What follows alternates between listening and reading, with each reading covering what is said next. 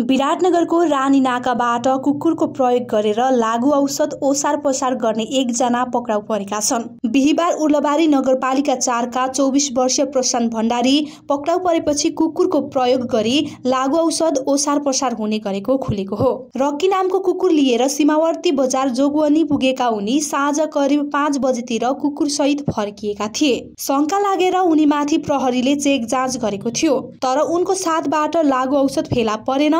प्रहरीका अनुसार उनको साथमा रहेको कुकुरको घाँटीमा बाँधेको बेल्टमा लागू औषध फेला परेको हो।